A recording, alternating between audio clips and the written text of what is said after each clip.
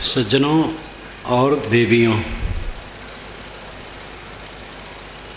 हमें अपना पता लगाना चाहिए हम कौन हैं। और जहाँ पर बैठे हैं यहाँ मेरा क्या है और कौन है, मुझे दुख क्यों है, दुख से छुटकारा कैसे होगा। इन महत्वपूर्ण प्रश्नों पर विचार करना और विचार करके इसे हल करना। स्वयं तो हल नहीं हो पाता है, जो इसके मर्मज्ञ हैं उनसे संपर्क करना चाहिए। जो आत्मशोधन में लगे हैं, आत्मविश्लेषण में लगे हैं, आत्मचिंतन और आत्मशुद्ध में लगे हैं और आत्मविश्राम के महत्व को समझते और उसमें रमते हैं, उनसे इस विषय को समझने की जरूरत है। वैसे आप भी आत्मा हैं, स्वयं। आत्मा का मतलब स्वयं, स्वसत्ता, जो जागृत अवस्था में सबको जानता है, स्वप्न अवस्था में स्वप्न के आभास को जानता है और गाढ़ी नींद में परम शांति को जानता है। वो जानने वाला कौन है? जैसे नींद खुलती है दुनिया का प्रपंच सामने आता है, मन और इंद्रियां जागृत हो जाती हैं। 5 ज्ञान इंद्रियां हैं, आँख, नाक, कान, जीभ, चाम। इन पांचों के द्वार से शब्द, स्पर्श, रूप, रस, गंध का आगमन होता है और मन उसमें सहयोगी होता है और जगत प्रपंच हमारे सामने उपस्थित होता है। उसमें अनुकूलता में ममता होती है, प्रतिकूलता में द्वेष होता है और यही चक्र चलता है और इसी में हमें सुख का आभास और दुख का भोग होता है। सदैव सुख का आभास रहता है, सुख रहता नहीं, आभास रहता है और दुख का भोग होता है। दुनिया में सबसे बड़ा सुख स्त्री पुरुष के संबंध जनित काम भोग को माना कि ये सबसे बड़ा सुख है। उसका विश्लेषण करो तो सबसे बड़ा दुख वही है।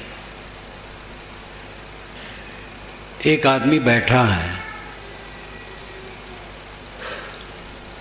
शांत चित्त, उसके मन में काम वासना का उद्वेग आ गया और उसका अभाव नहीं कर सका तो व्याकुल हो जाता है। अगर पुरुष है तो उसे स्त्री चाहिए, स्त्री है तो पुरुष चाहिए और ये दुर्लभ है हर समय मिलना। मिल जाए तो क्षीण होता है, मलिन होता है। उद्वेगित हुआ, क्षीण हुआ, मलिन हुआ, पीछे पछताया। वासना बढ़ी, तृष्णा बढ़ी, चित्त भटका, आत्मा से हट करके अनात्मा में लगा। कौन सा सुख हुआ? और इसी सुख के पीछे सारा दुख निमंत्रित हुआ। जो सबसे बड़ा सुख माना है, स्वाद का सुख, स्वाद के सुख में पड़ करके भोजन करते समय गला तक खा लिया। अब उठते बैठते नहीं बनता है, लेटते नहीं बनता है, बात करते नहीं बनता है, सुख से रह नहीं मिलता है। क्या सुख मिला? ऐसे सभी विषयों के विषय में समझिए। विषयों में उलझ उलझ करके जीव दुख भोगता है। जागृत अवस्था का यह प्रपंच है। इसी में ज़्यादा जहाँ लोभ होता है, अहंकार होता है, वहाँ क्रोध होता है, कटुवचन होता है और बढ़ता है तो मारामारी होती, हिंसा, हत्या होती, सामूहिक हत्या होती, गबन होता है, दूसरे के धन का अपहरण होता है। ये सब चलता है। जागृत में आदमी चैन से नहीं रहता है। क्यों? क्योंकि उसने जो कमाई की है वो विषय वासना की है। जो चोरी करते हैं, हत्या करते हैं, व्यभिचार करते हैं, लूटते हैं, दुराचार करते हैं, वे भयंकर अपराधी हैं, बहुत दुखी रहते हैं। जो ऐसा नहीं करते हैं, कमाते खाते हैं, कमाने खाने में थोड़ी बेईमानी कर लेते हैं, उनके जीवन में बहुत ज़्यादा अशांति नहीं रहती है, लेकिन अशांति वहाँ भी है। जो एकदम बेईमानी नहीं करते हैं, मेहनत करते हैं और मेहनत में जो मिलता है उससे गुजर करते हैं, या किसी ने प्रेम से दे दिया उससे गुजर करते हैं, और संयम से रहते हैं, मर्यादा से रहते हैं। उनका बहुत दुख दूर रहता है, लेकिन दुख से पूरा दूर वे भी नहीं रहते, क्योंकि काम, क्रोध, लोभ, मोह, राग, द्वेष ये तो चित्त में है।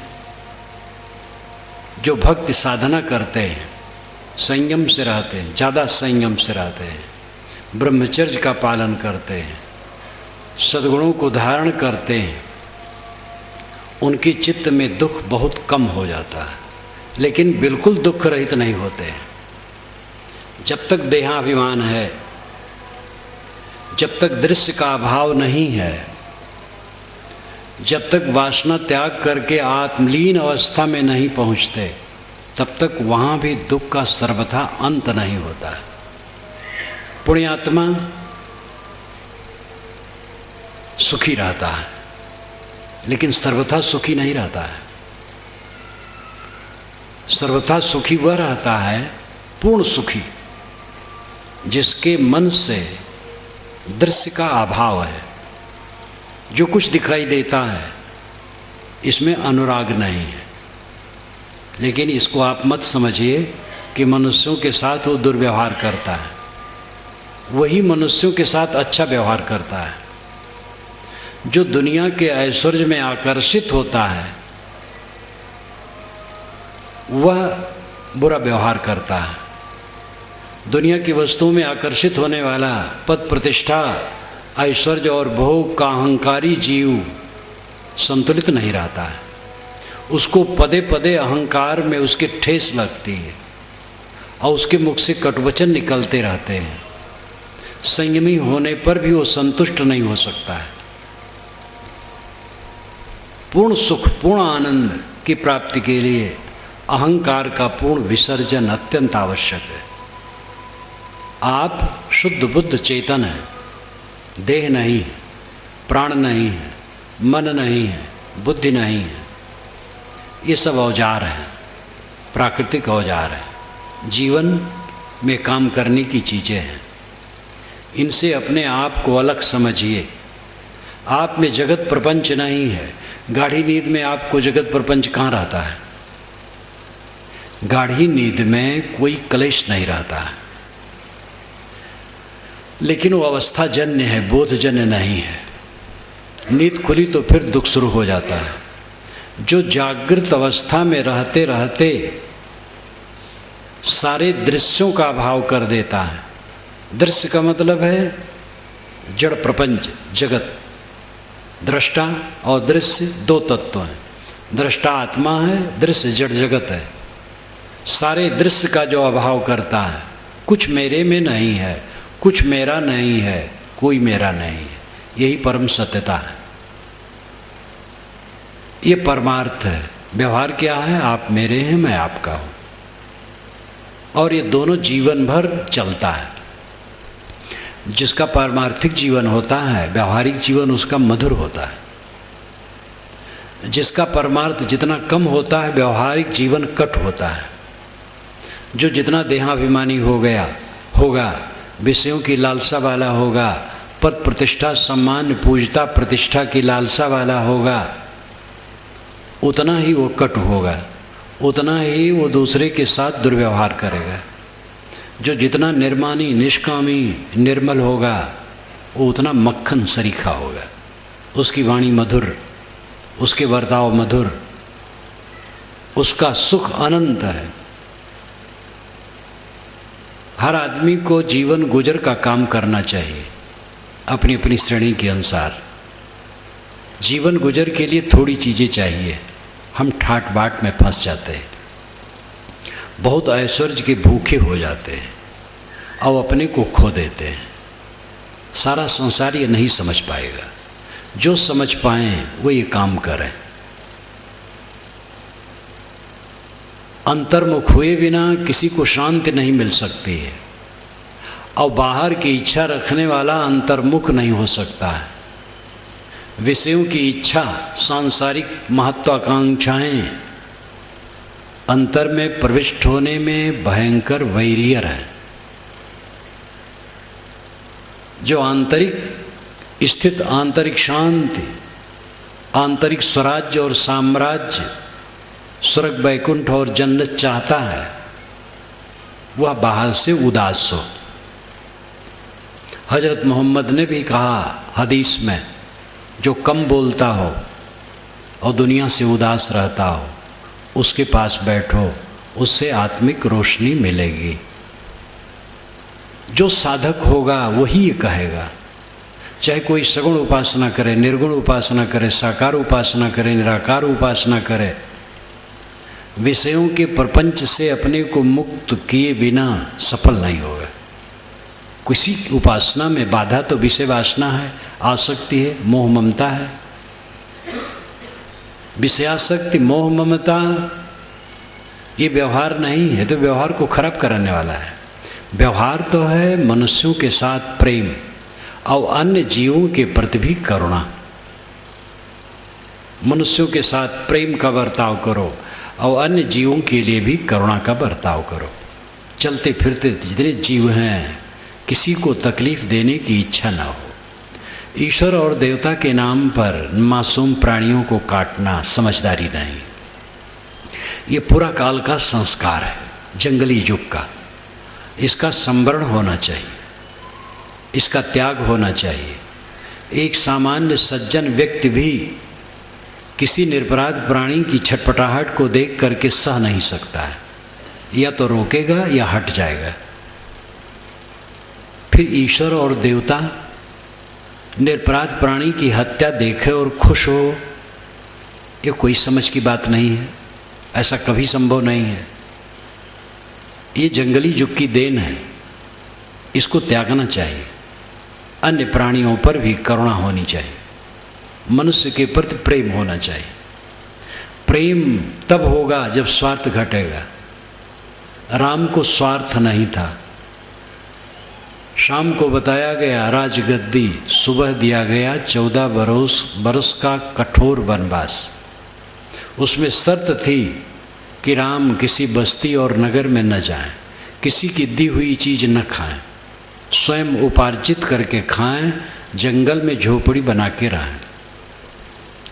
इस कठोर नियम को सुन करके श्री राम के मन में शोक नहीं हुआ। ये वाल्मीकि रामायण में लिखा है। जब उन्होंने सुना वनवास, जब दशरथ के पास पहुँचे, सुमंत बुलाने आए, तभी उनको सांप छू गया कि लगता है कुछ गड़बड़ है। जब पहुँचे तो दशरथ बिहबल। राम ने कहा, पिताजी क्यों नहीं बोलते हैं, क्या मैंने अपराध किया? कैकेयी ने कहा, तुमने कोई अपराध नहीं किया, अगर तुम बात को उड़ा ना दो तो मैं कहूँ। ये कठोर वचन उसने कहा। राम ने कहा, माता आप तो कहो, मैं आग में कूद सकता हूँ, पानी में कूद सकता हूँ, ऐसा क्यों कहती हो? उन्होंने कहा, भरत को राज्य मिला है और तुम्हें 14 वर्ष का वनवास। इसके बाद वाल्मीकि जी लिखते हैं कि राम को शोक नहीं हुआ और भरत के लिए राज छोड़ करके चले गए। भरत को राज्य मिल गया, लेकिन उन्होंने भोग नहीं किया, राम के चरणों में अर्पित किया। जब वे नहीं गए तो उन्होंने राज्य का पालन किया, राज्य की सेवा की, भोग नहीं किया। दोनों निष्काम थे, इसलिए दोनों में कोई कटुता नहीं आई, मिठास आई और उच्च आदर्श स्थापित हुआ। कौरव पांडव में इसके विपरीत है। कौरव महाभोगी, पांडव भी अछूते नहीं, दोनों आपस में कट करके मर गए। महाभारत काव्य भ्रातृघाती युद्ध का है, रामायण काव्य भ्रातृत्व का है, भाईचारे का है। ये अलग बात है कि महाभारत में ज्ञान का भंडार है, गीता उसी में है। बहुत ज्ञान की बातें हैं। लेकिन ऐसे महाकाव्यों में तो अतिशयोक्तियाँ भी खूब होती हैं, प्रपंच भी खूब होता है। वाल्मीकि रामायण में भी है, महाभारत में भी है। अतिशयोक्तियाँ और चमत्कार तो छोटी छोटी पुस्तकों में धार्मिकों की हुआ करती हैं, क्योंकि आगे चल करके कुछ तो अतिशयोक्तियाँ होती हैं। काव्य रस रहता है उसमें। कभी लोग लंबा चौड़ा हाँकते हैं, लेकिन ज़्यादातर धार्मिक लोग अपने को चमत्कारी सिद्ध करने के चक्कर में बहुत रहते हैं, क्योंकि सच्चा धर्म हट जाता है। उनके दिमाग में रहता है धन और जन कितना बढ़े, और धन और जन की इच्छा जहाँ हुई बिना चमत्कार पकड़े संभव नहीं। 2 नंबर के धंधे से धन बढ़ता है, लोग कहते हैं। 2 नंबर के धर्म प्रचार से धर्म बढ़ता है। वो धर्म क्या है? पब्लिक की भीड़ और पैसा, ये बढ़ता है। 2 नंबर का धर्म क्या है? हमारे गुरुजी आकाशगामी हैं, जो चाहो सो कर दें, निपुत्री को पुत्र दे दें, रोगी का रोग काट दें, और जो कुछ चाहें कर सकते हैं, असंभव को संभव बना दें। आज के युग में पढ़े लिखे लोग अष्ट सिद्धि को सही मानते हैं। लक्ष्मा गरिमा अपराध प्राकाम्य इत्यादि, मच्छर जैसा हो जाना, हाथी जैसा हो जाना, यहीं बैठे बैठे दुनिया के समस्त क्षेत्रों की बातों को, चीज़ों को देख लेना, पृथ्वी के अंदर में उसी प्रकार प्रवेश करना जैसे पानी में, जवान हो जाना, बूढ़ा हो जाना, आकाश में उड़ जाना, ये सब का सब टोटली झूठ है। कभी कुछ नहीं होता है, सब कभी नहीं हुआ है, वो कभी नहीं होगा, किताबों में लिखा है। उसको मानने वाले बताते हैं पहले से होता था, आगे भी हो सकता है, केवल वर्तमान में नहीं होता है। तो पहले ऐसा होता था, वो तो मरा हुआ है, और आगे वाला तो कभी आने वाला नहीं है, क्योंकि अगला दिन जब आएगा तो भी वर्तमान हो जाएगा, फिर आगे तो और सरक जाएगा। भविष्य कभी सामने आता ही नहीं है। तो ये जो चमत्कारी बातें पहले होती थी और आगे हो सकती हैं, वर्तमान में हम दिखा नहीं सकते। जोगी बाबा लोग सब कुछ जानते थे, तेल पेट्रोल का पता लगा करके कहीं बताए हैं? रत्नों की खान कहीं बताए हैं? चोर बदमाश तकलीफ देते कहीं बताए हैं? भारत में कई जगह आतंकवाद है और छिपे हुए बदमाश पर्वतों में बैठे हैं, ये बाबा लोग क्यों नहीं बता देते? अमुक जगह है, पुलिस जाके पकड़ लावे। सिद्धि का अर्थ है क्रोध रहित होना, काम रहित होना, वासना तृष्णा से रहित होना, आत्मसंतुष्ट होना, आत्मतृप्त होना, प्रेम की गंगा बहाना, द्वेष का नहीं, घृणा का नहीं, ईर्ष्या का नहीं। ये न सोचना अगला व्यक्ति क्या करता है, हम क्या करते।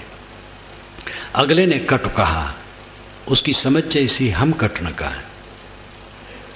दूसरे के दोषों को याद करते रहना, उसने हमें ऐसा कहा, ये साधना का रास्ता नहीं। सबके अंदर में जहर है और अमृत है। अमृत तो ज़्यादा दबा है, जहर ही उभरा रहता है। दया, क्षमा, संतोष, शील, विचार, विवेक, वैराग, भक्ति, ये सब अमृत हैं, और ये सब के अंदर में बीज रूप में हैं। क्रोध, काम, लोभ, मोह, द्वेष, ईर्ष्या, घृणा, परनिंदा इत्यादि के बीज भी सब में हैं। लेकिन विकसित ये दुर्गुण रहते हैं, सद्गुण दबे रहते हैं, क्योंकि आदमी भोग परायण, अहंकारी है, लिपटा है विषय वासना में। उसे स्थूल वस्तुएं ही दिखती हैं, आत्मा का बोध नहीं। इसलिए जहर विकसित रहता है। सबके अंदर से जहर उबलता है, वो स्वयं जलता है जिसमें जहर उबलता है, और जब जहर उबल करके दूसरे पर पड़ता है, जो नहीं सह पाता वो भी जलता है। साधना क्या है? दूसरे के उबले हुए जहर को सह लेना और अपने जहर को मारना। साथी बराती के कटु वचन निकले, सह लो निर्विकार भाव से, अपना कटु वचन न कहो। दूसरे ने अनुदारता का बर्ताव किया, हम उदारता का बर्ताव करें। दूसरे ने हमारा तिरस्कार किया, हम उसका सत्कार करें। सुधार कहाँ से? अपने से। सुख की चीज़, सुविधा की चीज़ हो दूसरे से। कोई चीज़ ऐसी है वो दूसरे को पहले दो, ये शोभा है, लेकिन सुधार करना है अपने से। सास कैसी है ये न सोचे, बहू स्वयं सोचे मैं सुधरूं। सास सोचे कि बहू कैसी है, नहीं, स्वयं सुधरे। इसी प्रकार सब पिता पुत्र, भाई भाई, गुरु शिष्य, गुरु भाई, ये न सोचे अगला ऐसा है, हम कैसे हैं। हम अपने को मीठा बनाएं। अपने जहर को मारना और दूसरे के उबले हुए जहर को सह लेना, यही सच्ची साधना है। इस साधना में जो निपुण हो जाता है वो परम शांति को पाता है। सिद्धि का अर्थ यही है। कोई सिद्ध आज तक मच्छर भुनगा नहीं हो सकता है। ईश्वर जो चाहे सो कर दे, और ईश्वर तो जो पहुंचा है वो जो चाहे सो कर दे। ये दोनों लंबी चौड़ी बातें हैं। ईश्वर जैसा नाजुक पदार्थ उठाना बहुत गलत है। ईश्वर तो जो चाहे सो कर दे, सर्वशक्तिमान है। वो चाहे तो सूरज पर कमल खिला दे और कमल पर सूरज खिला दे। बड़ी अच्छी बात है। ईश्वर से निवेदन करना चाहिए कि सूरज पर कमल न खिलाए और कमल पर सूरज न खिलाए, धरती से दुराचार को समाप्त करवा दे। जो ईश्वर के गुर्गे हैं एक दूसरे से लड़ते हैं, एक दूसरे को नास्तिक और काफिर कहते हैं, एक दूसरे की उपासना स्थल में आग लगाते हैं, एक दूसरे का कत्ल करते हैं, इनको पहले ईश्वर समझा दे ऐसा काम न करे। ईश्वर के भक्त बने बैठे हैं, घूस लेते हैं, मिलावटबाजी करते हैं। ईश्वर का नाम तो खूब चलता है, गली गली में नौ ने जाओ ऊपर तक ईश्वर की महिमा। और कर्म ऐसे घिनौने हैं जिसका कुछ ठिकाना नहीं। तो जो ईश्वर के भक्त हैं पहले उनकी अकल को ईश्वर ठीक कर दे, फिर सबकी ठीक कर दे, इतने चाहिए। सूरज पर कमल और कमल पर सूरज न खिलाए। ईश्वर की अति महिमा ने कर्म सिद्धांत को ठंडा कर दिया है। हमें ऐसे ईश्वर की आवश्यकता है जो सर्वत्र हो, सर्वज्ञ हो और सर्वशक्तिमान हो, हर जगह हो, क्योंकि सर्वत्र है और सर्वशक्तिमान है, जो चाहे सो कर दे, लेकिन वो बुरा नहीं करता है, और सर्वज्ञ हो, सब कुछ जाने। ये हमारी आवश्यकता है। इसी आवश्यकता के नाते हमने ऐसी कल्पना की है, लेकिन ये कल्पना सार्थक नहीं है। कोई ऐसी शक्ति सब जगह सर्वज्ञ सर्वशक्तिमान नहीं है जो इन बदमाशों को ठीक कर सके। वस्तुतः सब जगह नियम है, नियम ईश्वर है। कहीं भी आप जा कर के उससे बच नहीं सकते हैं। वो आपके ऊपर ज़बरदस्ती कुछ नहीं करेगा, लेकिन जब आप करेंगे तो कंप्यूटर की तरह आपके सामने उपस्थित कर देगा। कंप्यूटर तो बिगड़ जाएगा, नियम बिगड़ता नहीं है। कहीं भी करो, चाहे आपका नाम भगवान ही हो, गलत करोगे तो दुख पाओगे। नियम पक्का है, सर्वत्र नियम व्याप्त है। इसको वेद में ऋत कहा गया है। ऋतस्य तंतुम विततम, ऋत के तंतु सर्वत्र परिपूर्ण है। नियम ईश्वर है जो स्वयंभू है, सदा से है। उस नियम को पहचानें, नियम से चलें। ईश्वर का एक जोरदार ईश्वर बना करके पहले हम भावुक बन जाते हैं और फिर वहाँ तक हम पहुँच जाते हैं, ईश्वर तक। ईश्वर सिद्ध हो गया, अब हम जो चाहे सो करें। हम अगर ऐसा नहीं कहते तो हमारे चेले कहते हैं। एक गांव के बाहर एक कुटी में संत थे, तो वहाँ हल्ला था कि महाराज जी रात में आकाश में उड़ते हैं। गांव वाले आधी रात को आए कि आज देखें कैसे उड़ते हैं। आधी रात के बाद गुरुजी निकले पेशाब के लिए, तो लोग खुशफुसाने लगे, देखो गुरुजी निकले, अभी उड़ेंगे, देखना, ध्यान रखना। गुरुजी को आहट आई, भाई कौन है? महाराज आपके गांव वाले। क्या देखने आए हो? महाराज आप उड़ते हैं सुनता हूँ, तो देखने आए कैसे उड़ते हैं। बेटा मैं उड़ता नहीं हूँ, चेले उड़ाते हैं। हर मत के चेले उड़ाते हैं। चमत्कार जितना है किसी के नाम से जुड़ा हो धरती तल पर, सब का सब झूठ है। दीवार पर बैठे थे महात्मा, दीवार से कहे चल, चल पड़ी दीवार। चौकी पर बैठे थे, चौकी चल गई। बैल से वेद मंत्र बोला दिए। 4 किलो चावल में भात बना, 1000 लोग खाए, 1 हंडा भात बच गया। कोढ़ी को छुए वो सुवर्णमय हो गया। अंधे पर दृष्टि डाले वो आँख वाला हो गया। एक मंदिर में तो मैं गया था, गुजरात में था, तो नर्मदा बांध पर ले गए लोग। वहाँ पर देखा भाला सबका, बहुत से लोग थे, लौटे। वही नर्मदा के किनारे एक मंदिर था, तो कहे भाई पुराना मंदिर है, देख लो। बैठे, सब आए, उसके प्रांगण में बैठ गए, उसके सभागार में गए। देख करके बड़ी निराशा हुई। चारों तरफ चमत्कार का चित्रण था। मैंने कहा क्या धर्म की जगह पर सबसे ज़्यादा झूठ बोलने का ठेका है?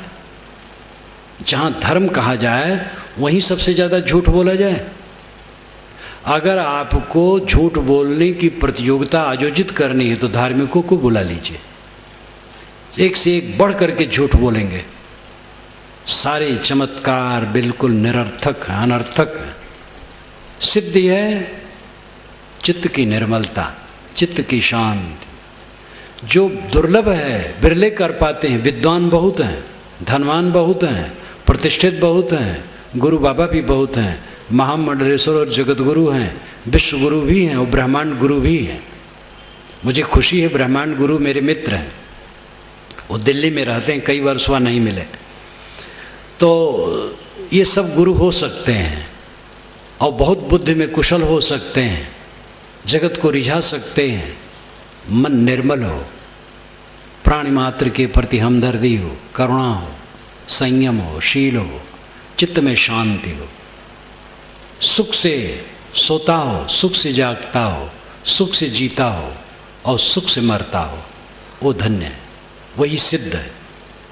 सिद्ध का मतलब है सारे विकारों से मुक्त हो जाना, मन की मलिनताओं से, वाणी की मलिनताओं से और इंद्रियों के दुष्कर्मों से निवृत्त होकर के बिल्कुल शुद्ध बुद्ध हो जाना, ये सिद्धि है।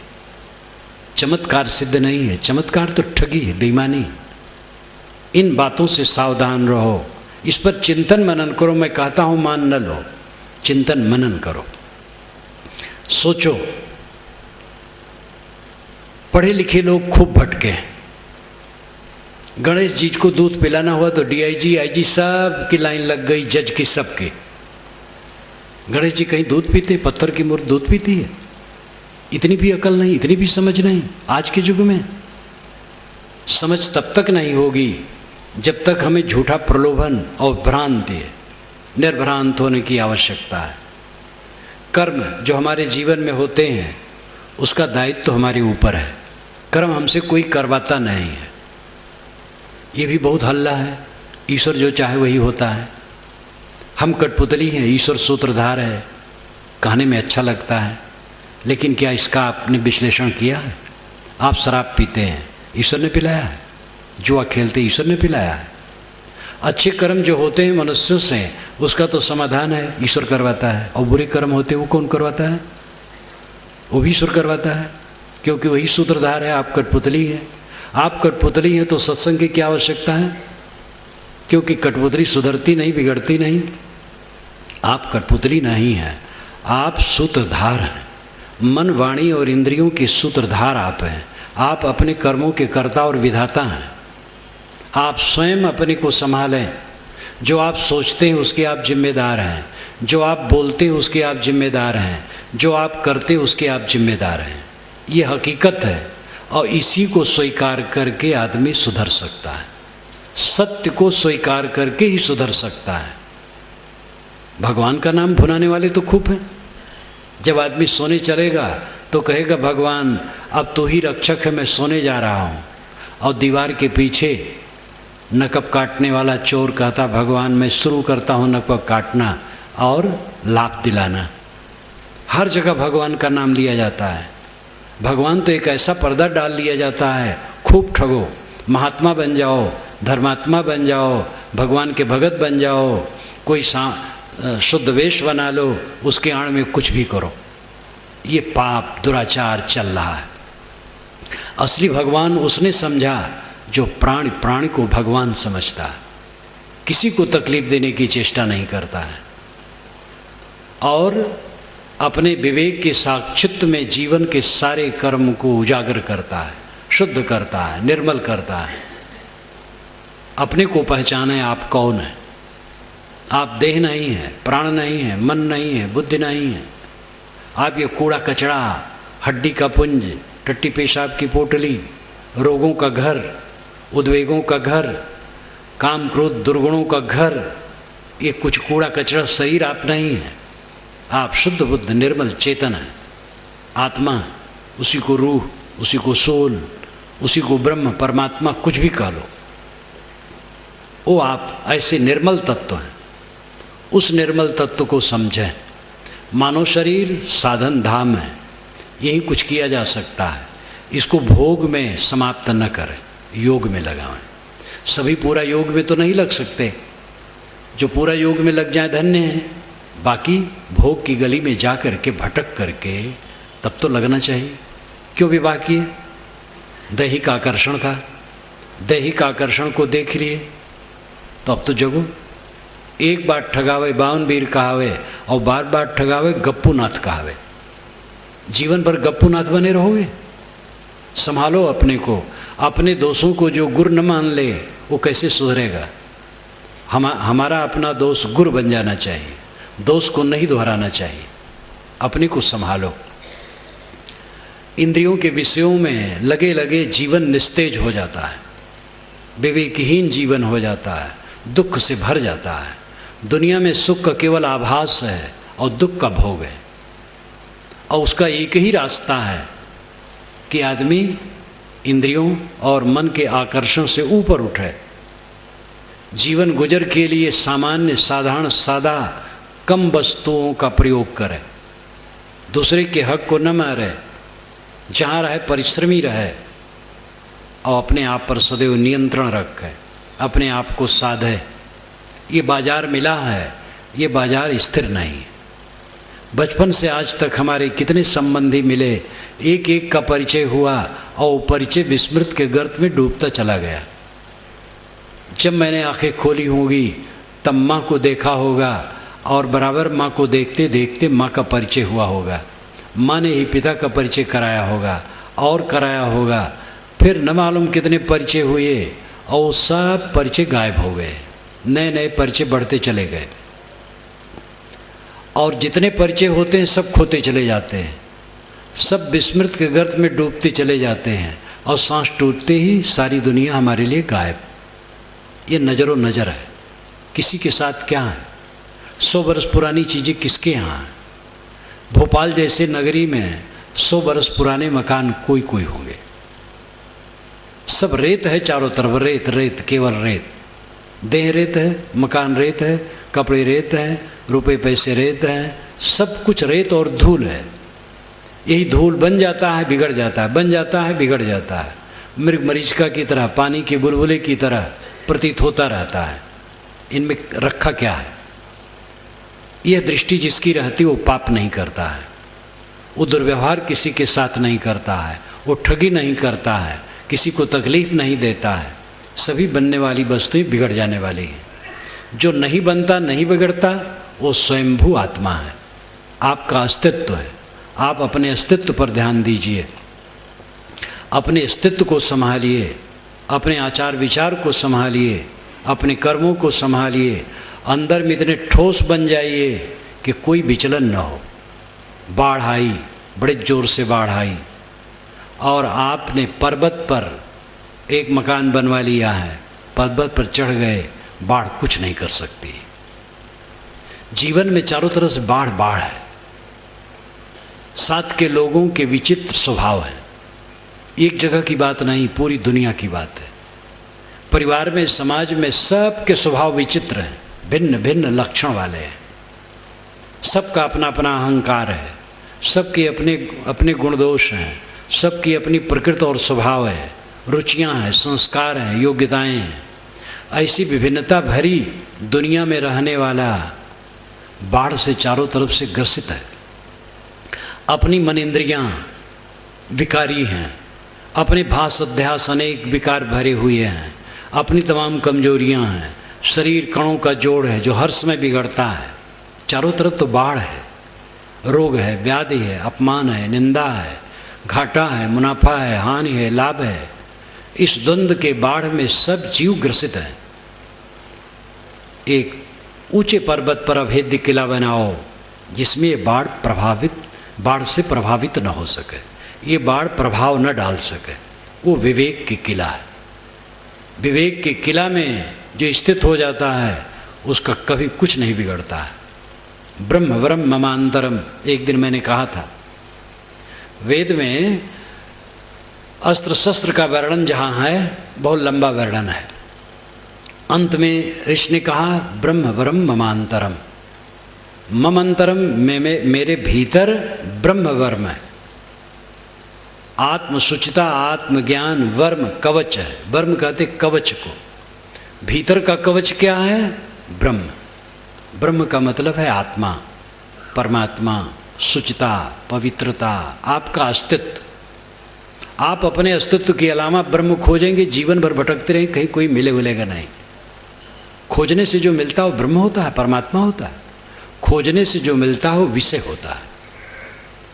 खोज करके आपके खोजने के साधन क्या हैं? आँख, नाक, कान, जीभ, चाम और मन। ये इच्छा के अलावा कुछ नहीं है। और इच्छा से जो पाएंगे वो विषय वासना है, प्रपंच है।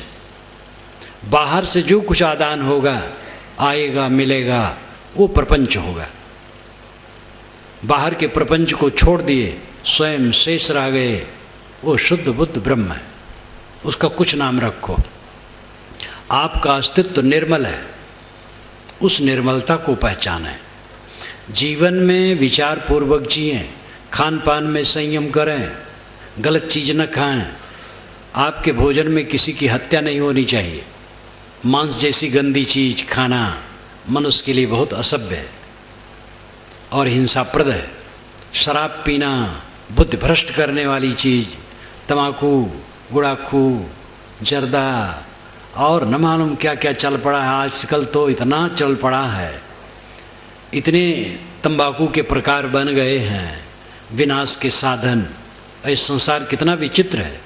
बड़े बड़े उद्योग लगे हैं शराब बनने के लिए, तंबाकू के बनने के लिए। कैसी मतिभ्रष्ट है व्यापारियों की, सरकार की और समाज की। ऐसी चीज़ों के उत्पादन की क्या आवश्यकता है जैसे सबका विनाश हो। इसमें उन्नत मान बैठे हैं। पूरी दुनिया को आप नहीं रोक सकते, अपने को रोकिए, अपने को संभालिए। नशा की चीज़ों से बचिए, पर स्त्री पर पुरुष से बचिए और संयम से रहिए। स्त्री मात्र को चाहिए पर पुरुष का स्पर्श कभी न करें, और पुरुष मात्र को चाहिए पर स्त्री का स्पर्श कभी न करें।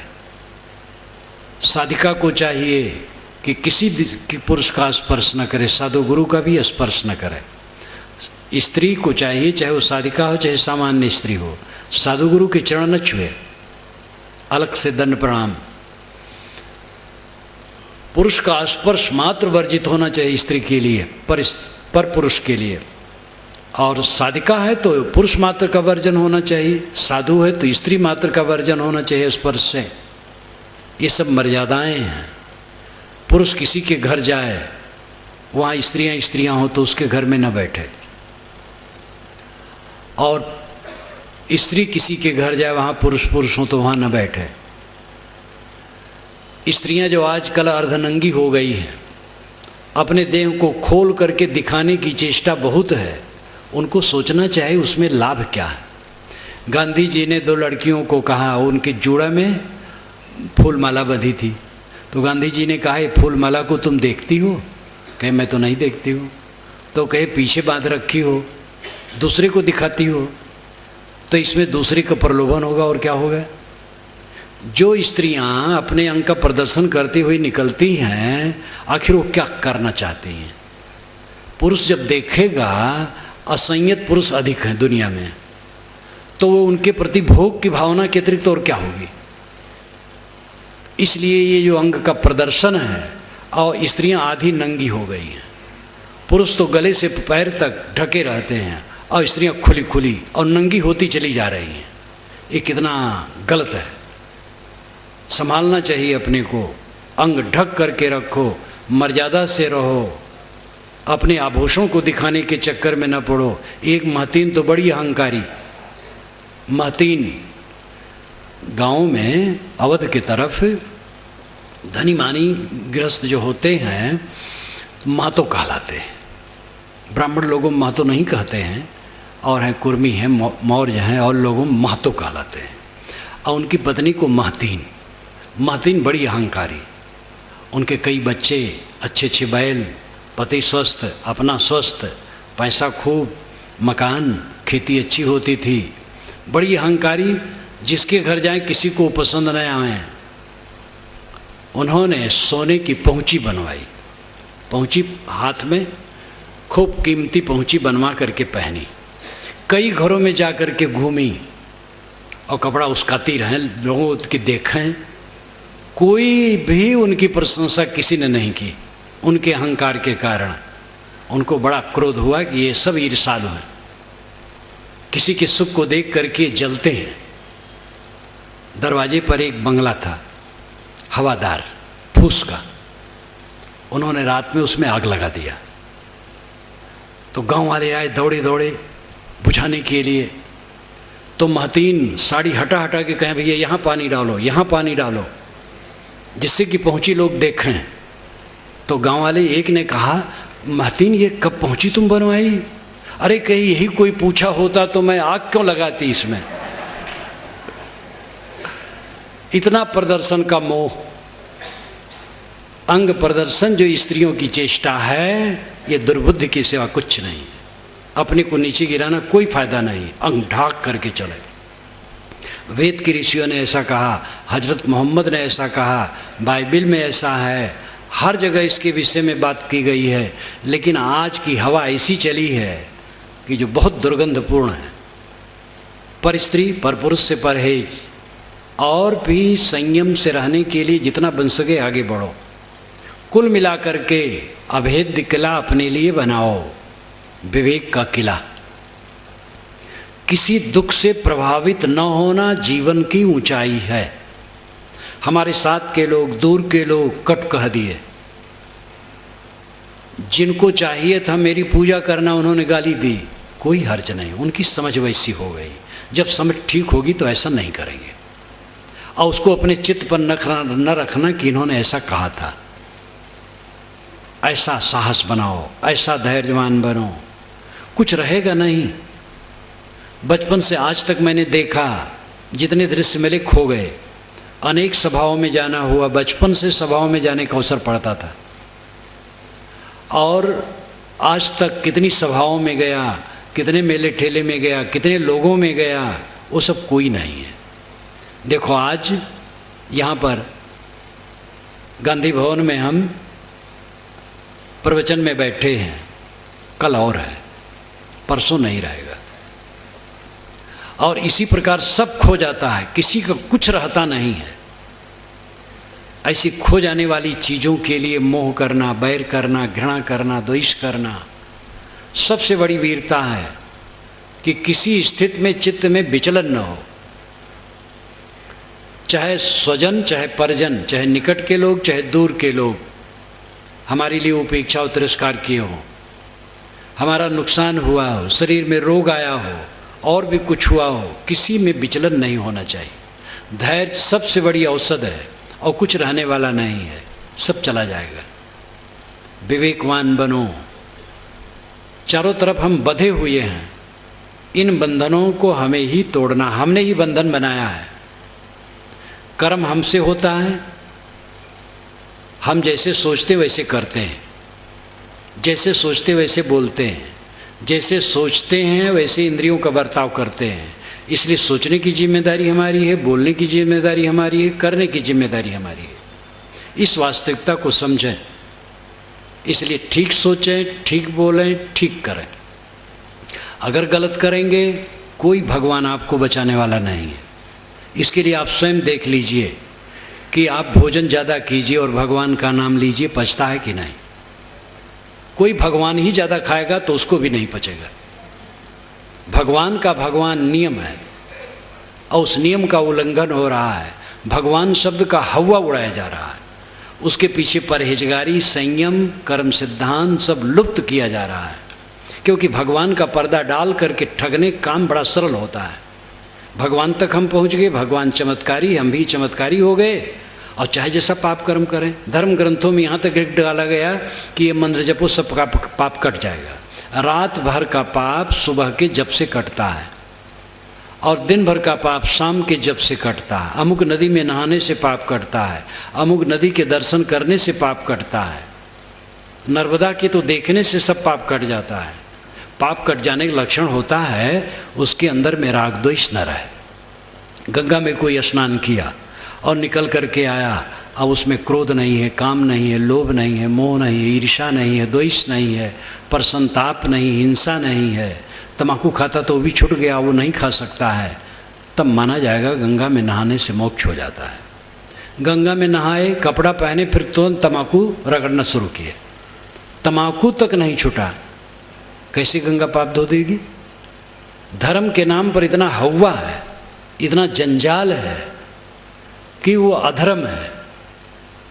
इस पर विश्लेषण करो, निर्भय होकर के विचार करो, कायर कुचर मत बनो।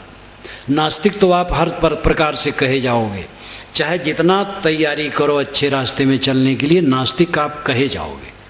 3 नमाजी नमाज पढ़ते थे, नमाज पढ़ते पढ़ते एक बोल दिया, दूसरे ने कहा यार नमाज पढ़ते बोला नहीं जाता है, तीसरे ने कहा तुम भी तो बोल दिए, तो चौथा अलग बैठा, कहा महाशय आप भी तो बोल दिए, तो हम आपको कहे आप हमें कहे, हम आपको नास्तिक कहते आप हमें नास्तिक और काफिर कहते हैं, सब मिला करके सब नास्तिक काफिर हो जाते हैं। इसलिए नास्तिक और काफिर शब्द से डरो मत, निर्णयी बनो, विवेकी बनो, विचारक बनो, चिंतक बनो। सारा धर्म कर्म भगवान भवानी का अर्थ होता है जीवन की पवित्रता, और जीवन पवित्र नहीं तो भगवान शब्द कहने से क्या होगा, ईश्वर शब्द कहने से क्या होगा, महात्मा और परमात्मा शब्द कहने से क्या होगा? कितने महात्मा नामधारी घूमते हैं, उनसे अच्छे गृहस्थ हैं जो सदाचार से चलते हैं, और महात्मा का पाखंड बना करके उस समाज को धोखा देते हैं। उपासना स्थल में कुटिलता का काम किया जा रहा है, उपासना स्थल क्या करेगा? तो इसलिए जीवन की पवित्रता पर, कर्म के सिद्धांत पर मनुष्य को स्थिर होना चाहिए। जो कुछ हमारे जीवन में घट रहा है हमारे कर्मों का परिणाम है, और जो कुछ आज हम करते आज और आगे मिलना पक्का है, इसमें कोई सहायता नहीं कर सकता है। संत गुरजन भी केवल राय दे सकते हैं, बात बता सकते हैं, मुक्ति गुरु नहीं देते हैं। बड़ी महिमा गाई जाती है शक्तिपात की, गुरु चाहे तो शक्तिपात कर दें। स्वामी रामकृष्ण परमहंस ने विवेकानंद स्वामी पर शक्तिपात कर दिया, तो और जो शिष्य थे उन पर क्यों नहीं किया? ऐसा पक्षपात क्यों? विवेकानंद स्वामी में योग्यता थी, आगे बढ़ गए गुरु का उपदेश पा करके। शक्तिपात बिल्कुल बेकार की बात है। अब आजकल शक्तिपात कुंडलनी जागृत, कुंडलनी कहीं देह में नहीं होती है। जिस कुंडलनी का बड़ा हवा है वो कुंडलनी कहीं नहीं है। जब एक कुंडलनी वाले वर्णन करने लगे वकील, वहाँ के हाई कोर्ट और सुप्रीम कोर्ट के वकील मेरी सभा में कई बार आए, तो मैंने कहा भैया कुंडलनी कहीं नहीं है, तो हंसने लगे, कहे मैं तो क्रिमिनल वकील हूँ, कई बार पोस्टमार्टम देखने जाता हूँ, आप सच कहते हैं कहीं कुंडलनी नहीं। कुंडलनी का हवा बहुत जगह देंगे। कुंडलनी है ग्रंथ, कॉम्प्लेक्सेस, मन की गांठें, राग द्वेष ईर्ष्या मोह, इसको काटो, ये विचार से कटेगा।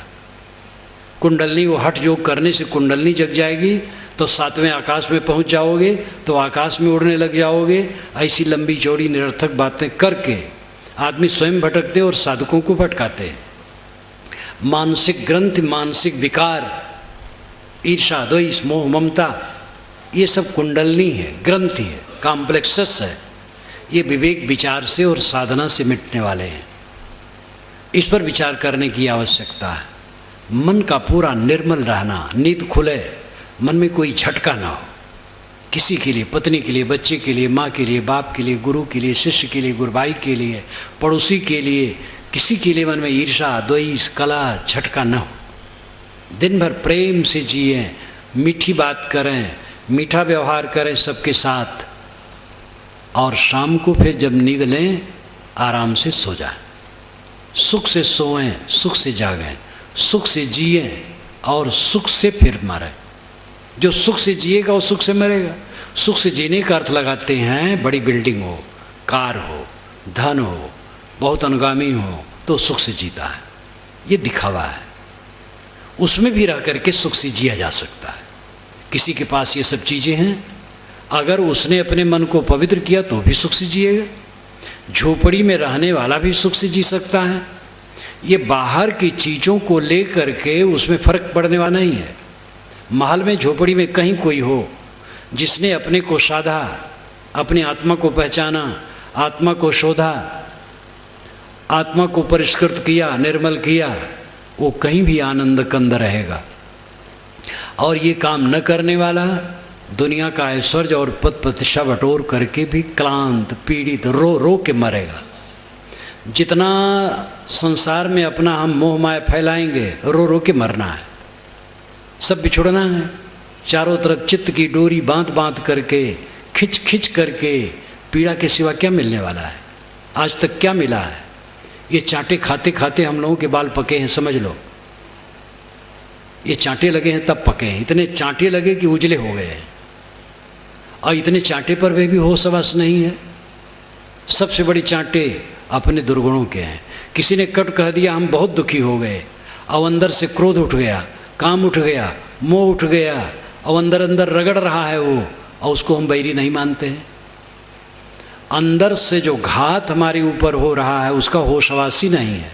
बाहर से कोई आधी जबान कह दिया, बड़ा माख मलाल, साल साल, 2-2 साल, 10-10 बरस सोचते उसने हमें कहा था, और अंदर में कब कब कुवृत्ति और कुवासनाएं उठ करके हमें रगड़ती हैं, इसका हमें ख्याल नहीं है, क्योंकि आत्मशोधन नहीं है। एक तो धर्म के प्रति रुचि ही लोग नहीं रखते हैं। कितने लोग नमाज पढ़ते, कितने लोग पूजा करते, कितने लोग संध्योपासना करते, कितने लोग ध्यान करते हैं, कितने लोग प्रार्थना करते हैं? बहुत कम लोग। और उसमें करने वाले भी बेचारे औपचारिक ज़्यादा, लेकिन वो कुछ तो करते। मैं तो खुश होता हूँ। मैं किसी को नमाज पढ़ते देखता हूँ, खुश होता हूँ। किसी को शिवलिंगी पर पानी डालते देखता हूँ, खुश होता है। कुछ नहीं की अपेक्षा कुछ तो करता है। वैसे शिव का स्वरूप बड़ा सुंदर है। मांडूक्य उपनिषद में आता है, नान्तः प्रज्ञम न बहिष्प्रज्ञम न उभयतः प्रज्ञम न प्रज्ञम न प्रज्ञम न प्रज्ञान घनम अव्यवहार मग्राह लक्षण अचिंतम उपदेश में एकात्म प्रत्ययसारम प्रपंचोपशमम शांतम शिवम अद्वैतम चतुर्थम मन्यन्ते सा आत्मा स विज्ञा। जब इस अवस्था में साधक पहुंच जाता है, नान्तः प्रज्ञम, भीतर कुछ नहीं जानता है, न बहिष्प्रज्ञम, बाहर कुछ नहीं जानता है,